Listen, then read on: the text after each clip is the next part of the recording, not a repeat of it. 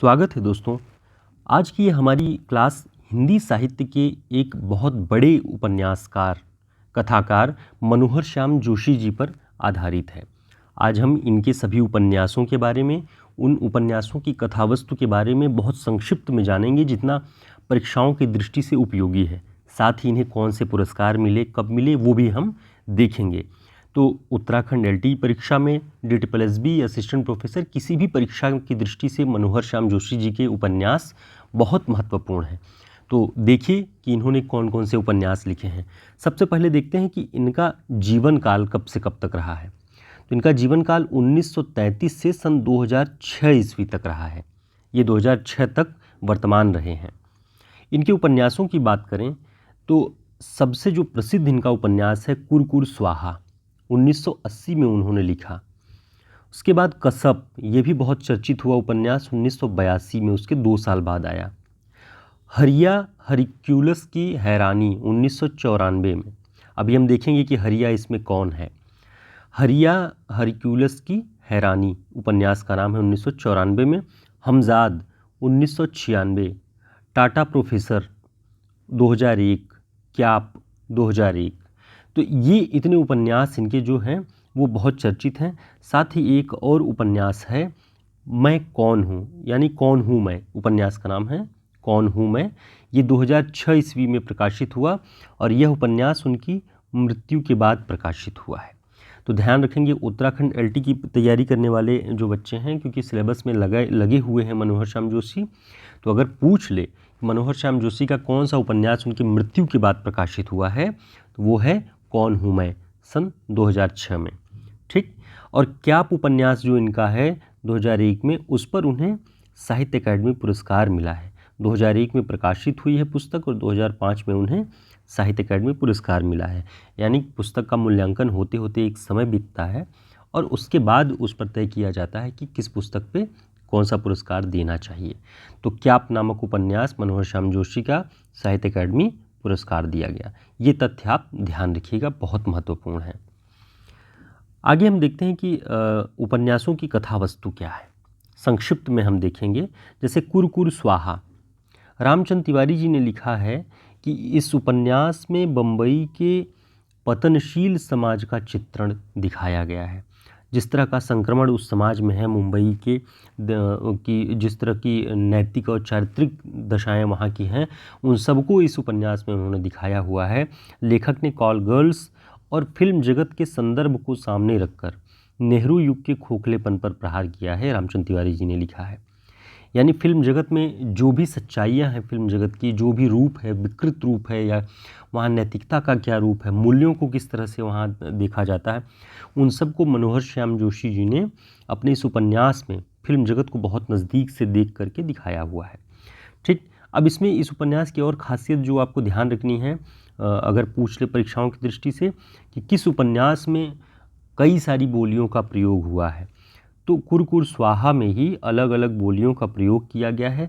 जैसे उसके पात्र हैं जिस उपन्यास के, इस उपन्यास के, वो पात्र जिस क्षेत्र से संबंध रखते हैं अपनी उन बोलियों के साथ इस उपन्यास में आते हैं। जैसे बम्बैया या मराठी बोलने वाले पात्र हैं, कोई गुजरात का है तो गुजराती बोल रहा है, पंजाबी बोल रहा है, कोई बंगला, हरियाणवी, अंग्रेजी, यानी जिस क्षेत्र का पात्र होगा उस क्षेत्र की बोली बोल रहा है। तो बोलियों की विविधता कुरकुर स्वाहा में, इस उपन्यास में दिखाई पड़ेगी। आपको ध्यान रखना चाहिए इसको। आगे देखते हैं कसब। कसब भी इनका बहुत प्रसिद्ध हुआ उपन्यास है। इस उपन्यास में कुमाऊं के गंगोली हाट में रहने वाले एक मध्यम वर्गीय ब्राह्मण परिवार की कहानी है। तो ध्यान रखिए, कुमाऊं से है तो ये जाहिर सी बात है परीक्षाओं की दृष्टि से उपयोगी हो सकता है। और गंगोली नामक हाट, अब गंगोली गांव के बारे में राही मासूम रजा के आधा गांव के बारे में हमने देखा था कि वो जो उपन्यास है वो गंगौली गांव पर आधारित है। और ये जो है मनोहर श्याम जोशी जी का, वो गंगोली हाट, कुमाऊं जिले के गंगोली हाट में रहने वाले एक मध्यम वर्गीय ब्राह्मण परिवार की कहानी है। अब इसके बारे में रामचंद्र तिवारी जी ने लिखा है कि बुनियादी तौर पर इस उपन्यास के केंद्र में कुमाऊनी मध्यवर्ग है। तो अगर प्रश्न बने कि मनोहर श्याम जोशी के कसब उपन्यास की कथावस्तु का मुख्य केंद्र क्या है, तो कुमाऊनी मध्यवर्ग।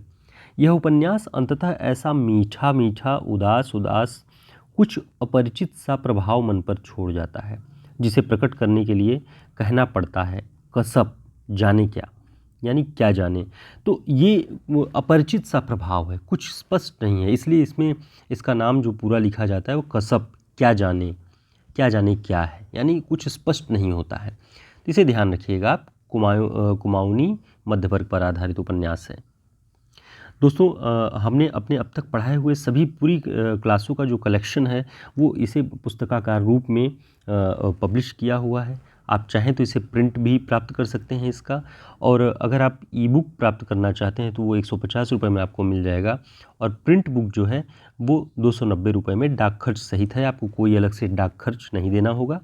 तो आप अगर चाहते हैं तो परीक्षाओं की दृष्टि से ये उपयोगी है, आप ले सकते हैं। इसका जो लिंक है जहाँ पर जाकर के आप इस पुस्तक के बारे में डिटेल में देख सकते हैं, वो लिंक आपको दिखाई पड़ जाएगा।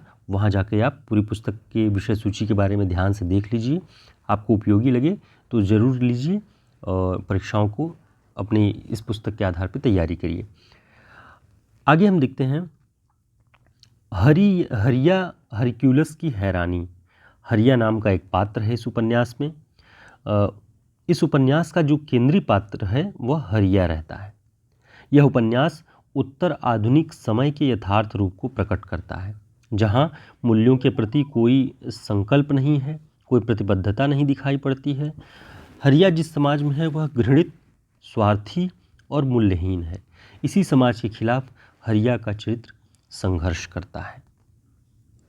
आप देखेंगे कि इनके जो उपन्यास हैं मनोहर श्याम जोशी जी के, ये सारे उपन्यास लगभग उत्तर आधुनिकता से प्रभावित हैं।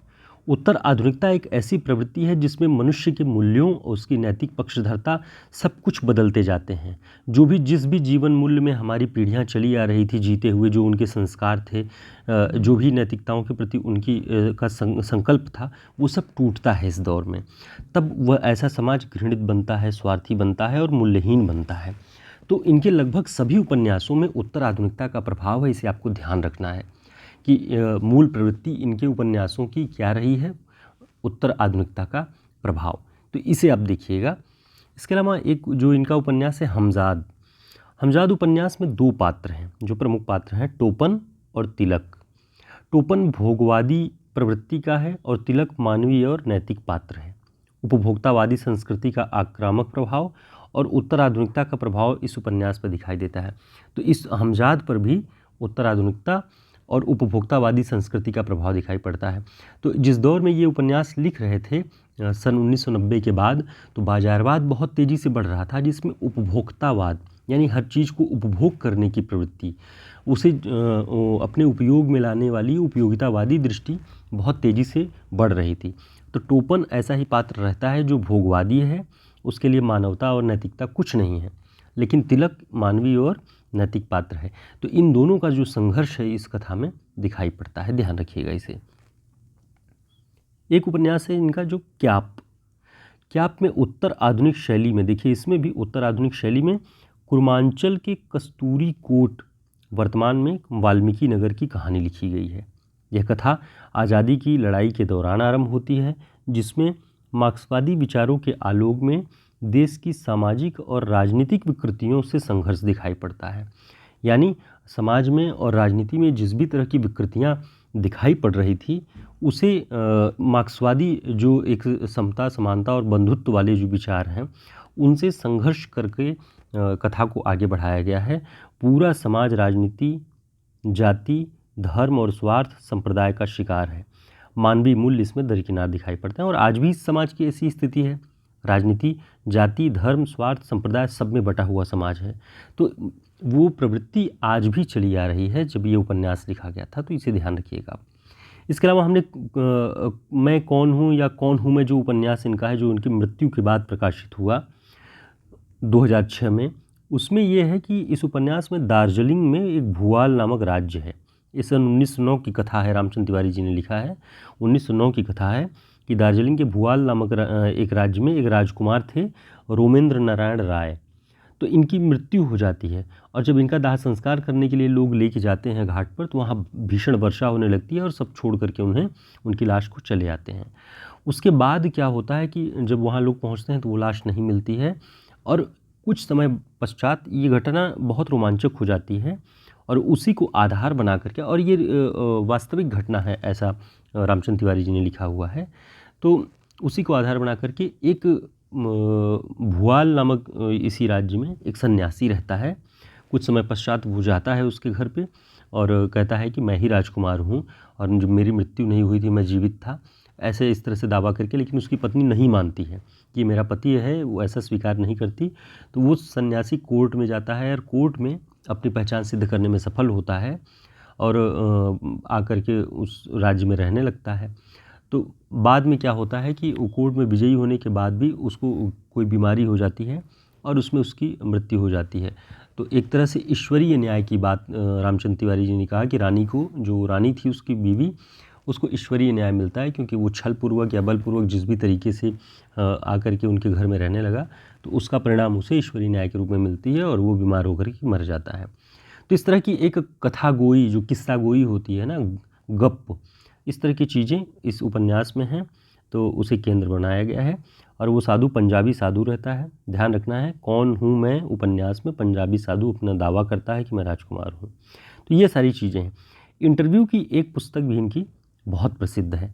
इंटरव्यू की जो पुस्तक है मनोहर श्याम जोशी जी की, बातों बातों में नाम से, ठीक, बातों बातों में 1983 में प्रकाशित हुई है।